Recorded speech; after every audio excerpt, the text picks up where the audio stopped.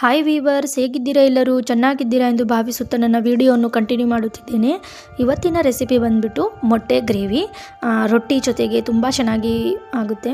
ನೀವು ಒಂದ್ಸಲಿ ಟ್ರೈ ಮಾಡಿ ನೋಡಿ. ಬೇಕಾಗಿರುವ ಸಾಮಗ್ರಿಗಳು: 1 ಗೆಡ್ಡೆ ಈರುಳ್ಳಿ ಮತ್ತು 1 ಟೊಮೆಟೊ, 4 ಹಸಿಮೆಣಸು, ಸ್ವಲ್ಪ ಶುಂಠಿ, ಸ್ವಲ್ಪ ಬೆಳ್ಳುಳ್ಳಿ, 4 ಕಾಳು ಮೆಣಸು ಮತ್ತು 1 ಪೀಸಷ್ಟು ಚಕ್ಕೆ, ಸ್ವಲ್ಪ ಗಸಗಸೆ, 1 ಏಲಕ್ಕಿ ಕಾಯಿ. ಒಗ್ಗರಣೆಗೆ ಸ್ವಲ್ಪ ಈರುಳ್ಳಿ, 4 ಮೊಟ್ಟೆ, 1 ಹಿಡಿಯಷ್ಟು ಕೊತ್ತಂಬರಿ ಮತ್ತು ಸ್ವಲ್ಪ ಕೊಬ್ಬರಿ, ಇನ್ನೊಂದು 1.5 ಟೇಬಲ್ ಸ್ಪೂನಷ್ಟು ಧನಿಯಾ ಪುಡಿ, ಟೊಮೆಟೊ, ಹಸಿಮೆಣಸು, ಮಸಾಲೆ ಪದಾರ್ಥ ಮತ್ತು ಶುಂಠಿ, ಬೆಳ್ಳುಳ್ಳಿ, ಈರುಳ್ಳಿ ಎಲ್ಲ ಹಾಕಿ, ಕೊತ್ತಂಬರಿ ಸೊಪ್ಪು, ಕೊಬ್ಬರಿ ಹಾಕಿ ಮಿಕ್ಸಿ ಮಾಡ್ಕೊಳ್ಳಿ. ಇದೆಲ್ಲ ಸ್ವಲ್ಪ ನುಣ್ಣಗೆ ರುಬ್ಬಾದಮೇಲೆ 1.5 ಟೇಬಲ್ ಸ್ಪೂನಷ್ಟು ಧನಿಯಾ ಪುಡಿನ ಹಾಕಿ ಅದನ್ನು ಸ್ವಲ್ಪ ನೀರು ಹಾಕಿ ಚೆನ್ನಾಗಿ ಮಿಕ್ಸಿ ಮಾಡ್ಕೊಳ್ಳಿ.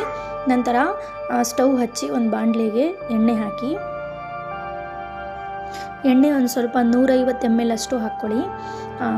ಎಣ್ಣೆ ಬಿಸಿ ಆದ ನಂತರ ನಾವೇನು ಒಗ್ಗರಣೆಗೆ ಹೆಚ್ಚಿಟ್ಕೊಂಡಿದ್ವಲ್ಲ ಆ ಈರುಳ್ಳಿನ ಹಾಕ್ಕೊಳ್ಳಿ.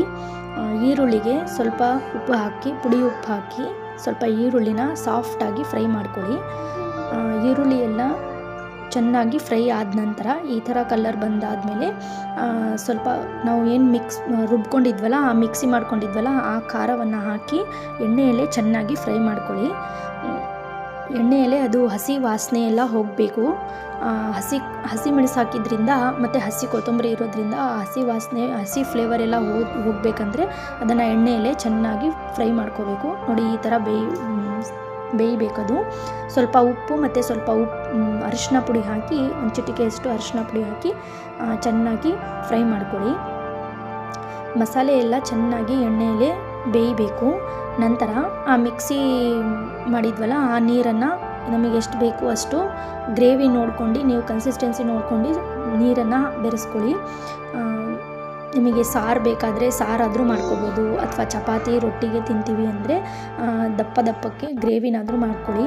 ಗ್ರೇವಿ ತುಂಬ ಚೆನ್ನಾಗಿ ಬರುತ್ತೆ.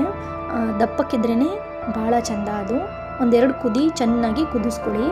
ನೋಡಿ, ಈ ಥರ ಕುದಿಯುವಾಗ 1-2 ಕುದಿ ಬಂದಿದ್ಮೇಲೆ ಈ ಥರ ಎಣ್ಣೆ ಎಲ್ಲ ಬಿಟ್ಕೊಳುತ್ತೆ. ಅದು ಸುತ್ತ ಎಣ್ಣೆ ಬಿಟ್ಕೊಂಡಾದಮೇಲೆ 4 ಮೊಟ್ಟೆನ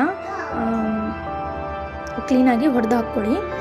ಅದು ಮಿಕ್ಸ್ ಮಾಡಿಬಿಡಿ. ತಕ್ಷಣ ಮೊಟ್ಟೆ ಬೇರೆ ಬೇರೆ ಸೈಡಿಗೆ ಹಾಕ್ಕೊಂಡು ಒಂದು 10 ನಿಮಿಷ ಲೋ ಫ್ಲೇಮಲ್ಲೇ ಚೆನ್ನಾಗಿ ಬೇಯಿಸ್ಕೊಳ್ಳಿ. ಆದರೆ ಮೊಟ್ಟೆ ತುಂಬ ಚೆನ್ನಾಗಿ ಬೇಯುತ್ತೆ. ನೋಡಿ, ಲೋ ಫ್ಲೇಮಲ್ಲೇ ಚೆನ್ನಾಗಿ ಬೇಯಿಸ್ಕೊಳ್ಳಿ. ಅದು ಬೆಂದು ಈ ಥರ ಬರಬೇಕು. ನೋಡಿ, ಒಂದು 10 ನಿಮಿಷ ಮುಚ್ಚಿಡಿ. ನಂತರ ನೋಡಿ, ಈ ಥರ ಬೇಯುವಾಗ ಒಂದು ಸಲ ತಿರುವು ಹಾಕಿ, ಎಲ್ಲ ಕಡೆಯೂ ಚೆನ್ನಾಗಿ ಬೇಯುತ್ತೆ. ನೋಡಿ, ಎಷ್ಟು ಚೆನ್ನಾಗಿ ಬಂದಿದೆ. ರೊಟ್ಟಿಗೆ, ಸಾರಿಗೆ, ಬಿಸಿ ಬಿಸಿ ಅನ್ನಕ್ಕೆ ಸಖತ್ತಾಗಿರುತ್ತೆ. ನೀವು ಒಂದ್ಸಲಿ ಟ್ರೈ ಮಾಡಿ ನೋಡಿ, ಟೇಸ್ಟ್ ನೋಡಿ ಕಮೆಂಟ್ ಮಾಡಿ. ಮತ್ತು ಇದೇ ಥರ ರೆಸಿಪಿಗಳಿಗೆ ಪ್ಲೀಸ್ ಕಮೆಂಟ್ ಮಾಡಿ. ಹಾಗೆ ರೊಟ್ಟಿ ಜೊತೆ ಚೆಂದ ಸವಿಯಿರಿ ನಿಮ್ಮ ಕುಟುಂಬದವ್ರ ಜೊತೆ. ಮೊಟ್ಟೆ ಗ್ರೇವಿ ಅಂತೂ ಸಖತ್ತಾಗಿ ಬಂದಿತ್ತು. ನಾವು ಟೇಸ್ಟ್ ಮಾಡಿದ್ವಿ, ತುಂಬ ಚೆನ್ನಾಗಿತ್ತು.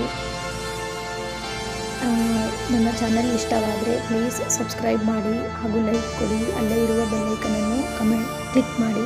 ಇದರಿಂದ ನನ್ನ ಹೊಸ ವಿಡಿಯೋ ನೋಟಿಫಿಕೇಷನ್ ನಿಮಗೆ ತಿಳಿಯುತ್ತದೆ. ಮತ್ತು ಫ್ರೆಂಡ್ಸ್, ಲಾಸ್ಟಿಗೆ ಸ್ವಲ್ಪ ಲಿಂಬೆ ಹಣ್ಣಿನ ರಸವನ್ನು ಸೇರಿಸಿ ಮತ್ತು ಸ್ವಲ್ಪ ಗಾರ್ನಿಷ್ಗೆ ಕೊತ್ತಂಬರಿ ಸೊಪ್ಪನ್ನು ಹಾಕಿ ತುಂಬ ಚೆನ್ನಾಗಿ ಬಂದಿತ್ತು ಮೊಟ್ಟೆ ಗ್ರೇವಿ ಅಂತೂ. Thank you to all. Bye bye.